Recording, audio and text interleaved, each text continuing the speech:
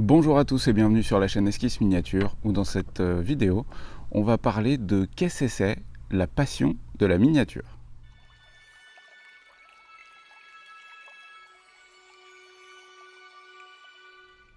Avant de continuer, n'oubliez pas que tout ce que je vais vous dire n'est que très personnel. Libre à vous d'avoir l'interprétation que vous souhaitez de ce que c'est que la passion de la miniature. C'est ma vision des choses. Je pense que certains vont se retrouver là-dedans, probablement pas tous. Mais voilà, restez ouverts et puis on peut en discuter tranquillement, quoi. Et du coup, vu qu'on est en plein été, c'est un peu les vacances pour certains.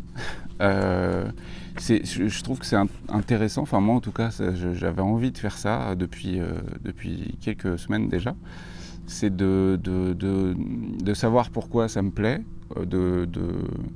soit de faire renaître si jamais j'ai des moments de mou cette passion de la miniature, soit à l'inverse de la réduire si jamais c'est trop présent dans ma vie.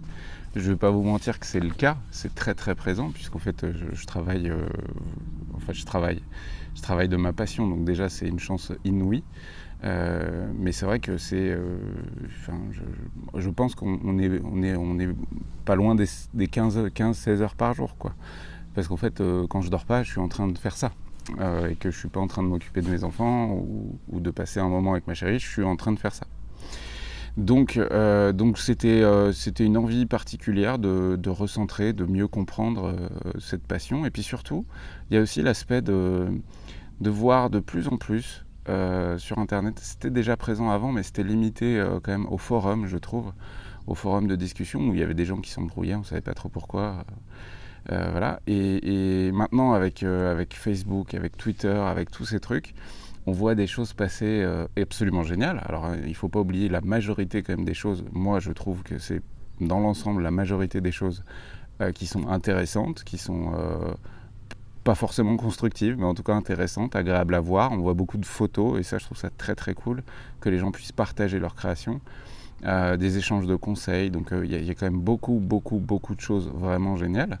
Mais parfois aussi, il y a des espèces de dramas qui pop un petit peu qui apparaissent un petit peu sur Internet, avec des gens qui s'embrouillent sur leur vision du jeu, sur leur vision de la peinture, sur leur vision d'une technique de peinture, sur l'impression 3D, parce que c'est un sujet qui peut être un peu clivant pour certains. Sur les marques aussi. Alors ça, on a toujours des fanboys de telle marque ou de telle marque qui vont se friter entre eux. Bref, toutes ces petites choses, toutes ces petites pépites que nous offre aussi Internet, qui créent du coup parfois des émules. Il y a des fois, on se demande même pas pourquoi en fait, pourquoi les gens parlent de ça. Et ça vient à mon avis, du fait qu'on entend beaucoup plus les connards ou les troudes. En fait, vous voyez ce mec, quand vous faites la queue, par exemple, dans un supermarché, ce mec ou cette nana, qui est un connard ou une connasse. La personne qui respecte rien. Je sais pas moi, elle parle fort, elle pue, elle te pousse. Voilà, ce genre de personne. Ou dans le métro. Dans le métro, t'as 99% des gens tranquillement installés en train de booker, de regarder leur smartphone ou de discuter. Et t'en as un ou une qui est un connard ou une connasse. On le voit tous dans le métro, ce mec qui casse les couilles à tout le monde. Voilà. Ma théorie, c'est que sur Internet, ce mec-là ou cette personne-là, elle n'a pas de filtre. Il y a rien qui va l'arrêter physiquement. Il n'y a pas de service de sécurité, en quelque sorte. Il n'y a personne pour lui dire juste tu la fermes. Et du coup, on les entend vachement plus. N'oubliez pas cet aspect-là, on les entend vachement plus.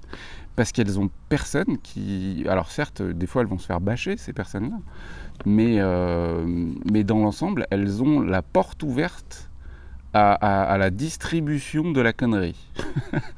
Donc, sur Internet, on les entend beaucoup plus que les gens, entre guillemets, normaux. Oubliez pas cet aspect-là. Moi, j'essaie de me le rappeler à chaque fois que je vois un truc qui m'énerve. C'est que je me dis, putain, c'est pas possible. Enfin bref, vous avez compris ce que je veux dire. Ce genre de personnes, les troudes. Donc, définition, troude, il y a juste les troudes. Les troudes, ça va, ça pourrait être pire. Il y a les trous de balles. Bon, alors les trous de balles, là, ça commence à... Voilà. Les trous-ducs, on monte un petit peu aussi. Et les trous du cucu, alors eux, ils sont cons, mais ils sont mignons. Voilà. Bon, donc voilà la raison de cette vidéo. On va parler de la passion de la miniature. La passion de la miniature, je me suis même fait des petits docs et tout, histoire de régler un peu mes propos, parce que j'ai tendance à partir dans tous les sens. En fait, je suis allé voir bêtement sur le dictionnaire, c'est quoi une passion? Alors, du coup, je vais vous le lire sur le Larousse, sur le dico. Déjà, c'est un nom féminin. Le sens littéraire, c'est un état affectif intense et irraisonné qui domine quelqu'un. Donc, on voit intense et on voit irraisonné. Intense, ok. Irraisonné, ouais, ok aussi, parce que des fois on achète quand même des tas de trucs. Voilà. Il y a une autre manière de voir passion, c'est le mouvement affectif très vif qui s'empare de quelqu'un en lui faisant prendre parti violemment pour ou contre quelque chose. Donc là, il y a un côté clivant dans le mot passion, puisqu'on a le pour ou le contre quelque chose. Il n'y a pas de gris, il n'y a que du noir et du blanc. Ce qui est un peu débile, mais parce que la vie, c'est pas noir ou blanc. Mais c'est intéressant aussi comme vision. Je pense pas que ça s'applique trop à la passion de la miniature. Bien que les troudes peuvent être clivants en pour ou en contre, notamment les fanboys de telle ou telle marque. On va parler aussi dans passion, il y a aussi beaucoup l'amour. C'est pas le sujet de cette vidéo, évidemment que ça m'intéresse. Je vous souhaite à tous d'être passionnés par votre famille, vos amoureux ou amoureuses et vos enfants, enfin bref, voilà. Mais c'est pas le sujet de la vidéo. Une autre version de passion, c'est un penchant vif et persistant. Ouais, ça marche. Ça marche. Ou ce qui est l'objet de ce penchant. L'histoire, c'est sa passion. Ça marche. Bon bref, une passion, c'est donc quelque chose qui souvent est intense, souvent irraisonné, et qui a souvent un lien affectif. Bon, moi, ça marche, je rentre, c'est bon, dans cette catégorie-là. Du coup, passionné de la miniature. Donc passion, on a vu. Miniature. Miniature, c'est quoi? À la base, la miniature, c'était les images peintes qu'on servait pour enluminer un manuscrit, pour le rendre plus joli, etc. Mais nous, en l'occurrence, le mot miniature va nous servir pour modèle réduit. Modèle réduit. Parce qu'en fait, voilà, c'est des trucs miniatures. Ouais, je sais, je vais loin dans la description de tous ces trucs, mais des fois, ça peut être intéressant. Puis si ça vous saoule, regardez pas la vidéo. Donc, les passionnés de la miniature, moi, je les ai répartis en plusieurs catégories. Hop, vous voyez, je me suis fait un petit tableau. J'en ai peut-être oublié, certainement. Mais dans l'ensemble, c'est selon moi comment on les catégorise. Et évidemment, on peut être plusieurs trucs. C'est pas du tout fermé, c'est pas vous rentrez dans une case, vous pouvez toutes les cocher, vous pouvez très bien être dans plusieurs. Alors en premier, on va avoir les wargamers. Je les mets en premier, c'est pas un ordre d'importance, c'est comme ça que je l'écris. Donc les wargamers, ça va selon moi se casser en plusieurs sous-catégories, à savoir les passionnés de l'histoire ou du lore d'un univers. Donc là, ça va être les gens qui adorent tellement, je vais prendre l'univers de Warhammer 40 000 par exemple, qui vont acheter, collectionner et peindre des figurines juste parce qu'ils adorent l'univers et qu'ils veulent avoir le personnage de machin qu'ils ont lu dans tel bouquin ou ce genre de choses. Ces gens-là, pour moi, ils rentrent dans les passionnés de la miniature parce que ce n'est pas la figurine qui les a amenés dans la passion de la miniature, c'est un univers qui les a poussés à s'intéresser à la passion de la miniature. Et c'est peut-être quelque chose qu'ils vont cultiver ensuite et découvrir un nouveau truc. Et je trouve ça très cool. Ensuite, dans les wargamers, on a les joueurs.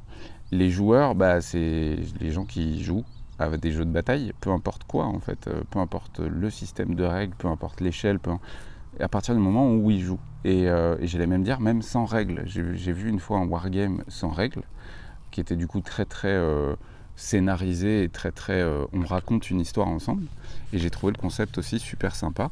C'est pas forcément l'approche que je ferais tous les jours, mais une fois de temps en temps ça peut être super agréable aussi de raconter une histoire d'une bataille avec un pote, juste en faisant un espèce de ping-pong là la cavalerie arrive et attaque machin, à toi. Et en fait on raconte juste l'histoire d'une bataille ensemble. Donc c'est pas nécessairement avec des règles, même si la majorité des joueurs jouent avec des règles. Et ensuite dans les wargamers, je vais mettre une autre sous-catégorie, à savoir les compétiteurs. Les compétiteurs, ce qui les intéresse avant tout, c'est vraiment le système de règles. Le connaître dans ses moindres détails et se mettre en compétition avec d'autres sur une partie. Donc là, on pourrait avoir les joueurs d'échecs, par exemple, ou de tas d'autres jeux, jeux de société, peu importe. Mais eux, les compétiteurs passionnés de la miniature, ils ont le truc qui fait qu'ils veulent des belles figurines. Ou ils veulent en tout cas des figurines. Donc eux, ils rentrent aussi très bien, selon moi, dans la case des passionnés de la miniature. Même les compétiteurs. Même si c'est un mec qui va acheter ses armées de figurines toutes peintes, donc il n'a pas monté les figurines, il les a pas peints, mais il va jouer à une partie de Saga en compétition. Pour moi, ce mec-là, il rentre aussi dans les passionnés de la miniature. En fait, sinon, il jouerait pas à Saga. Il n'aurait pas acheté de figurines. Il jouerait à un autre jeu. Si ce truc-là ne l'attire pas, ne l'intéresse pas du tout, je ne pense pas que quelqu'un qui ne s'intéresse pas du tout aux figurines, il voit ce truc-là, il dit c'est dégueulasse. Je ne pense pas qu'il vienne faire de la compétition dans un jeu de figurines. Il ira sur de l'échec, il ira sur des tas d'autres trucs, mais pas sur la figurine. La figurine, il y a un côté irraisonné. Bon, on a vu la catégorie des wargamers, il y en a deux autres. Je veux juste faire une petite pause pour rappeler un truc. C'est le levier du retour à l'enfance, qui est tout le temps le cas quand on parle de passionnés de miniature. Là, 99,99%, je pense, je peux me tromper, des gens qui aiment la passion de la miniature, c'est parce qu'il y a un retour à l'enfance. Jouer avec des jouets, en fait. Juste jouer avec des jouets, jouer avec des figurines, jouer avec des règles de jeu. Le terme jouer, quoi. Et ce levier-là, c'est important de savoir qu'on y est sensible. C'est mon cas, c'est le cas de beaucoup, comme je vous l'ai dit, de beaucoup de passionnés.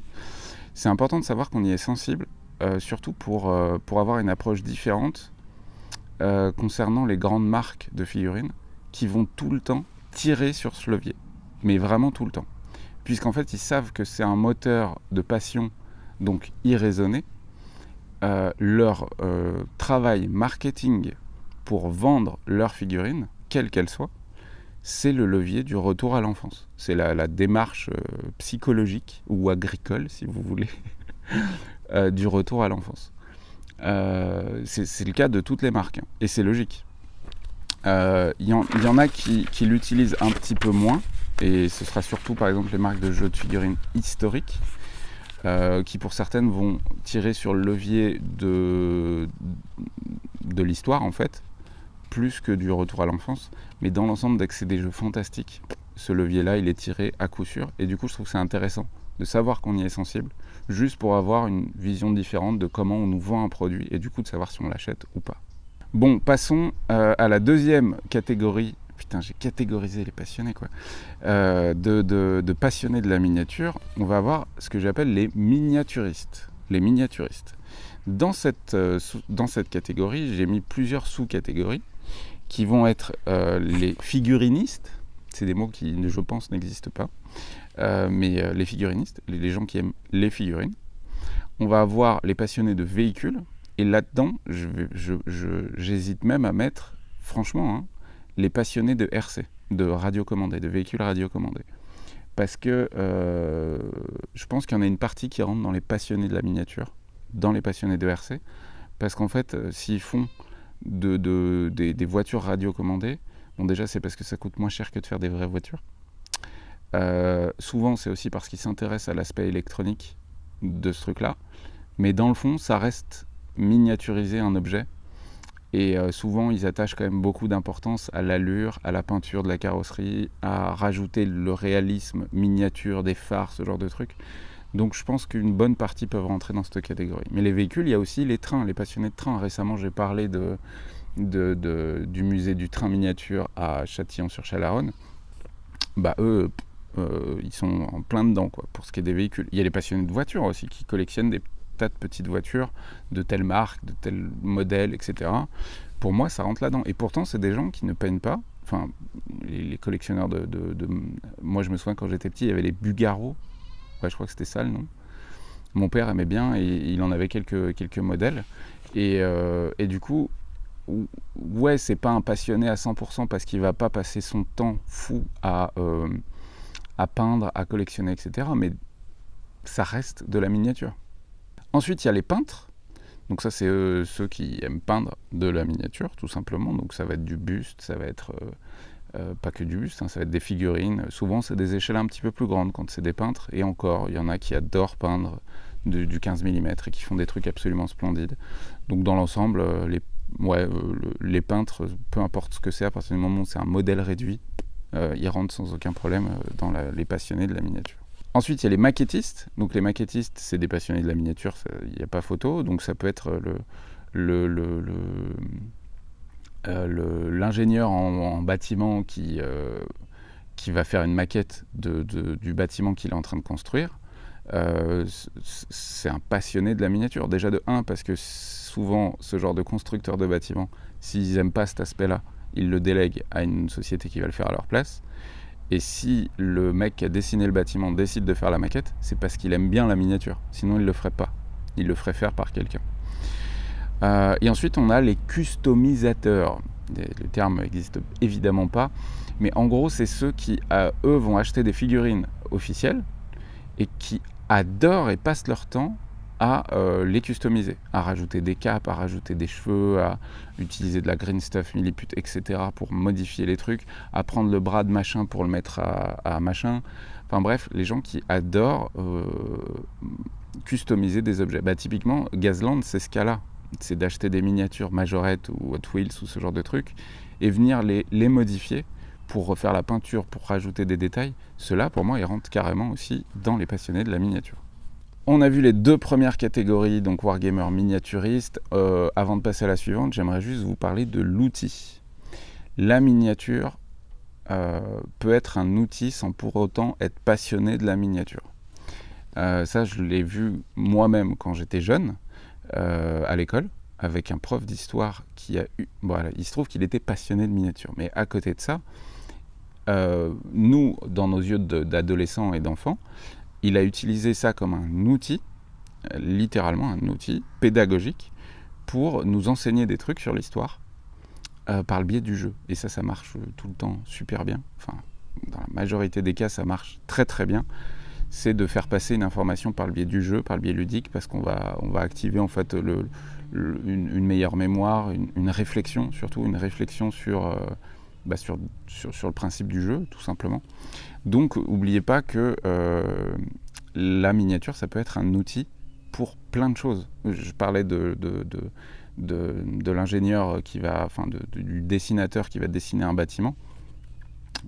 Typiquement, la maquette à la fin, c'est un outil aussi. C'est un outil de vente, évidemment, mais ça peut être un outil aussi de réflexion autour de sa création. Bref, outil, c'est un mot pour moi qui résonne comme quelque chose d'intéressant dans le milieu de la miniature. Pas que. Il y a aussi l'objet inutile, mais l'outil, ça peut être vraiment aussi intéressant. Et la dernière catégorie, c'est les collectionneurs, selon moi, qui rentrent aussi dans les passionnés de la miniature. Les collectionneurs, il y a plusieurs manières entre guillemets, d'être un passionné de la miniature collectionneur.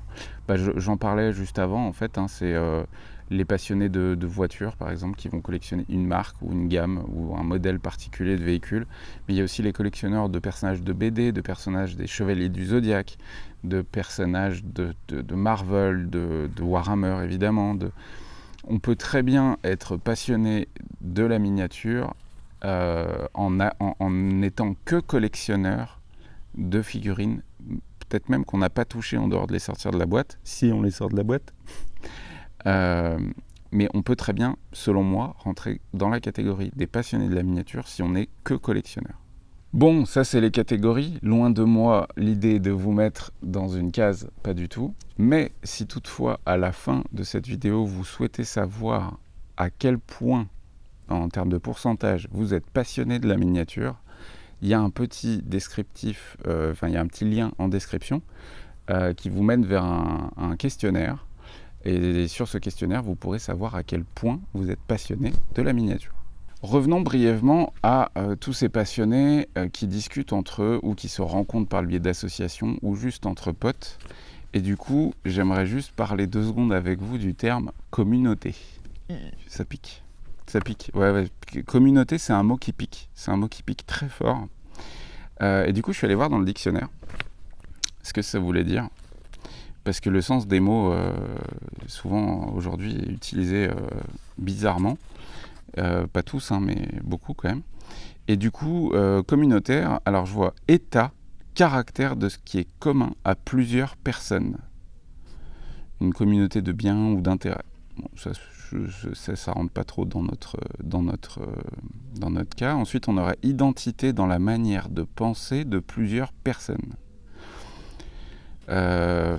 Une identité dans la manière de penser. Ouais, je suis pas fan, mais là c'est très subjectif ce que je vous dis. Mais je suis vraiment pas fan de cette définition de communauté dans le cas des passionnés de Wargame. Ensuite, on aurait ensemble de personnes unies par des liens d'intérêt, des habitudes communes, des opinions ou des caractères communs. Et là c'est pareil, il y a plein de trucs qui me gênent. Personnes unies déjà, communauté de passionnés de la miniature, je ne nous vois pas spécialement unis. On est unis par la passion de ce truc-là, donc un lien d'intérêt. Des habitudes communes, ouais, peindre, etc. Des opinions, non, là, j'ai un gros doute. Je suis pas sûr. En 4, on aurait ensemble des citoyens d'un État, des habitants d'une ville ou d'un village. Bon, là, pas du tout. En 5, on aurait entité politique et administrative de l'État fédéral. Non, ça c'est pas ça du tout. En 6, on aurait groupement spontané d'individus visant à échapper au modèle familial, social et politique. Non. Non, parce qu'on ne cherche pas à échapper, pas que. Alors évidemment, la passion de la miniature, c'est un moment où on va se retrouver, en tout cas quand on peint ou quand on fait des maquettes. Souvent, pas tout le temps, mais souvent c'est seul. Donc c'est un moyen d'échapper d'échapper. Je ne sais pas si le terme échapper est bien choisi, mais c'est un moyen de se retrouver seul avec soi-même face à un truc qu'on a envie de faire, quoi. Ouais. Non, dans l'ensemble, c'est pas ce qui me convainc le plus. Ensuite, on aurait usage commun d'une chose indivise. C'est pas faux. Ensuite, on aurait réunion de personnes soumises à une règle dans un dessin religieux. Alors, non. Ah! Est-ce qu'il n'y aurait pas tous les fanboys? Non, je sais pas. Et ensuite, ça nous ramène à un dernier mot. Et lui, je le trouve très cool. Et je l'ai appris en faisant cette vidéo. Comme quoi, c'est cool d'être moins con après une vidéo. C'est biocénose. C'est un mot que je connaissais pas. Et la biocénose, je sais même pas si c'est comme ça que ça se prononce parce que je suis pas très très très fort en...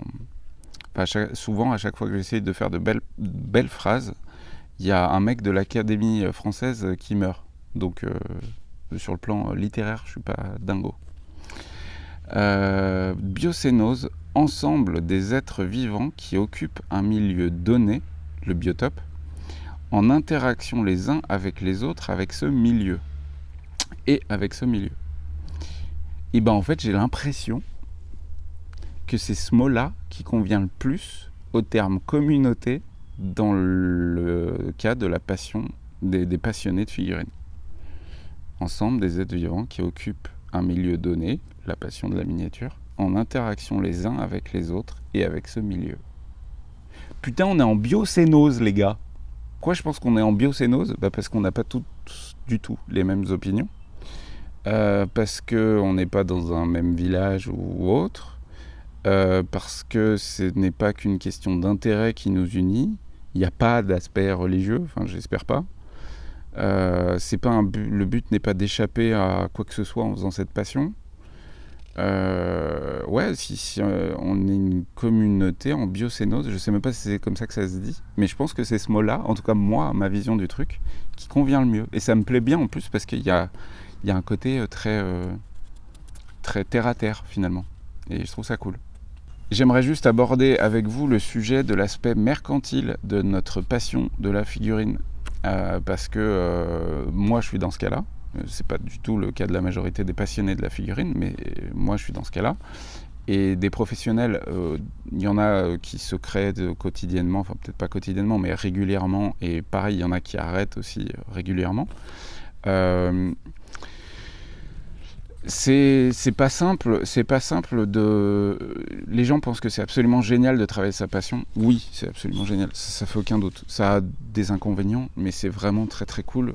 Mais en fait, c'est pas tant le fait de travailler de sa passion qui est génial que le fait d'être autonome en fait, que le fait d'être à son compte, de ne pas avoir de hiérarchie, même si finalement les patrons, c'est les clients. C'est vraiment cet aspect-là, en tout cas moi, dans le fait de travailler de ma passion, ce qui me plaît le plus, c'est surtout cette liberté, que je mets entre grands guillemets, plus que le fait de faire des figurines à longueur de journée. Vraiment. Et du coup, pour tous ceux qui espèrent un jour pouvoir vivre de leur passion dans le milieu de la figurine, j'aimerais juste, c'est mon point de vue, c'est très subjectif, ça se trouve il y en a qui vont pas aimer, mais c'est pas grave, j'aimerais juste, soyez honnête avec vous-même et avec les autres. C'est-à-dire que moi, je ne cache pas à une seule seconde, mais vraiment, hein, que par exemple sur le Discord, que j'ai fait, où on est pas loin de 1000 personnes sur ce Discord, que le Facebook que j'utilise, je ne cache absolument pas que c'est un outil professionnel. C'est-à-dire que régulièrement, je vais mettre des annonces sur lesquelles je vais parler des figurines que je vais sortir, et que tout ça, ça coûte de l'argent. C'est-à-dire que mon but, c'est de gagner de l'argent avec ça pour en vivre. Je ne le cache pas. Mais il y en a certains qui vont se servir de leur milieu de passion pour de manière sinueuse aller taper ce public de niche, aller les accrocher, sans se déclarer officiellement. Ça, je trouve ça pas cool. Voilà. Ça, je trouve ça pas cool d'essayer de s'immiscer en semi-professionnel au départ. C'est un moyen de débuter, ça fait aucun doute. Mais j'ai tendance, moi, à préférer l'honnêteté et l'affichage. Ouais, je veux gagner des sous avec ça. C'est pas une critique, vraiment pas. Puis alors, je serais très mal placé pour faire une critique là-dessus. Ce n'est pas une critique, c'est juste que c'est honnête. Voilà, c'est plus honnête. Et globalement, vous allez vous faire plus vous allez vous créer plus de problèmes en essayant d'arriver de manière sournoise qu'en étant parfaitement honnête avec vous-même et avec les autres dans le milieu professionnel de la figurine. Et du coup, terminons brièvement cette longue vidéo, mais c'est pas grave, pour parler justement de toutes ces communautés qui se fondent. Alors, comme je dis, le terme communauté, je l'utilise avec des très très très grosses pinces, mais vraiment des pinces Sacom, parce que c'est juste pas vraiment le terme le plus approprié. Mais ce que j'aimerais juste, c'est que les gens qui vont prendre les quelques minutes pour regarder cette vidéo n'oublient pas, déjà de 1, si vous estimez que vous êtes quelqu'un qui a un avis intéressant sur un truc, par défaut, souvent, c'est le cas de la majorité des cas, on va voir un truc passer sur Internet, c'est pas beau, en partant du principe que c'est quelque chose de positif, d'agréable à entendre et à partager, ou juste un échange de conseils, souvent les gens se disent « je vais pas le partager ». Parce que j'ai pas le temps, parce que j'ai pas envie, parce que c'est une combine que je veux garder pour moi, parce que machin. Le fait de pas le mettre quand c'est positif, ça laisse plus de place au troude, CF, ce dont on a parlé avant. Du coup, moi c'est un truc par exemple que je fais dans les magasins, où je vais pas souvent du tout, mais quand j'y vais, j'ai tendance par exemple à remercier réellement et sincèrement le vendeur qui m'a conseillé sur un truc, et la petite phrase à la con du genre « t'as bien fait ton taf ». Vraiment, là, tu as fait exactement ce pourquoi tu es payé. Merci mec, vraiment c'est cool. Et bah c'est pareil en fait sur Internet. Les gens positifs comme ça, faudrait peut-être qu'on essaye tous, moi y compris, à être un peu plus actifs, juste pour effacer la majorité des troudes qui, eux, ont un toboggan ouvert sur leurs conneries et qui, du coup, déballent beaucoup plus que nous, qui n'avons pas le temps, qui n'avons pas l'envie, qui... Et puis, le but, c'est pas non plus d'aller dans une boucle de surmotivation permanente. Mais je pense que vous avez compris ce que je veux dire. Juste, peut-être qu'on essaye tous d'être un peu plus bienveillants. Encore une fois, un terme particulier, mais voilà, vous avez compris ce que je veux dire, auprès des autres passionnés, parce que on est tous passionnés de la miniature, comme j'ai essayé hein, de vous le montrer un petit peu avant. C'est pas parce que c'est un mec passionné de radio commandée qui est, selon nous, dans notre milieu, très éloigné du passionné de figurines 1/72e, mais dans le fond, ces deux personnes, elles peuvent se retrouver sur des tas de trucs. Et essayons juste de voir les choses qui peuvent nous rapprocher plutôt que les trucs qui nous éloignent. Putain, c'est chiant comme vidéo, non? Ouais, ça devient trop chiant comme vidéo, du coup je vais arrêter là, mais je pense que vous avez compris ce que c'était la démarche. N'oubliez pas qu'il y a le lien en description pour savoir à quel point vous êtes passionné de la miniature. Donc si vous pensez que vous êtes passionné de la miniature, vous cliquez sur le lien en dessous. Je vous souhaite à tous de passer un très bon été. On se retrouve très vite pour des nouvelles vidéos. Ciao, ciao!